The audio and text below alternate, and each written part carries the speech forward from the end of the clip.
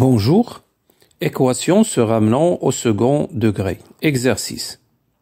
Résoudre dans R l'équation 3x carré moins 7 la valeur absolue de x plus 2 égale à 0.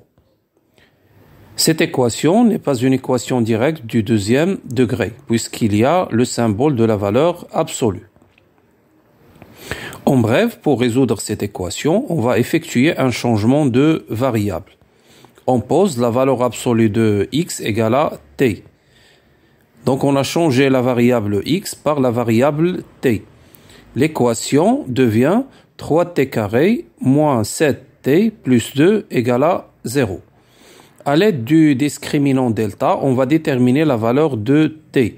On trouve t1 égale à 1 sur 3 et égale à 2, sans oublier de revenir à la variable x, puisque t égale la valeur absolue de x, donc la valeur absolue de x égale à 1 sur 3, ou la valeur absolue de x égale à 2. Comme ça, on peut déterminer la valeur de x, et ces valeurs seront les solutions de cette équation. On pose t égale la valeur absolue de x, puis on cherche par quoi on peut remplacer x au carré. T au carré égale la valeur absolue de x au carré, qui est égale à x au carré, qui est toujours une valeur positive. Donc on peut remplacer la valeur absolue de x par t, et x au carré par t. Donc cette équation se ramène à une équation deuxième degré. Donc l'équation devient 3t au carré moins 7t plus 2 égale à 0. Il s'agit d'une équation deuxième degré. Pour déterminer la valeur de t, on va utiliser delta. Delta, c'est b carré moins 4ac. A, c'est le coefficient de t au carré, donc a égale à 3. B, c'est le coefficient de t, donc b égale à moins 7. Et c égale à 2. Donc delta égale, si les calculs, c'est 49 moins 24, qui est égal à 25. Puisque delta est positif, donc l'équation admet deux solutions distinctes. T1, c'est moins b moins racine delta sur 2a, qui est égal 7 moins racine 25 sur 6, qui est égal 1 sur 3.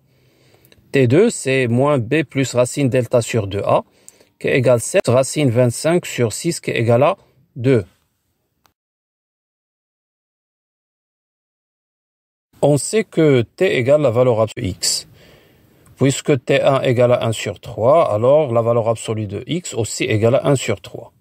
De même, puisque t au carré t2 égale à 2, c'est-à-dire que la valeur absolue aussi égale à 2. Rappelons que la valeur absolue est toujours positive. Si la valeur absolue de x égale à p, un nombre positif, alors x égale à moins p ou x égale à p. C'est-à-dire que l'intérieur de la valeur absolue égale deux valeurs opposées. Et quand même, il faut faire attention. Si la valeur absolue égale n, un nombre négatif, alors l'équation n'a pas de solution, car la valeur absolue est toujours positive. Dans les deux cas, on va appliquer la première propriété. La valeur absolue de x égale à 1 sur 3 équivaut à dire que x égale à moins 1 sur 3 ou x égale à 1 sur 3. De la même manière, on a la valeur absolue de x égale à 2, signifie que x égale à moins 2 ou x égale à 2. Il s'agit de la même propriété. Résoudre une équation revient à déterminer les valeurs que x peut prendre pour que cette équation égale 0. Ici, on a trouvé 4 valeurs. Donc cette équation admet 4 solutions rangées dans l'ordre croissant. Moins 2, moins 1 sur 3, 1 sur 1 et 2.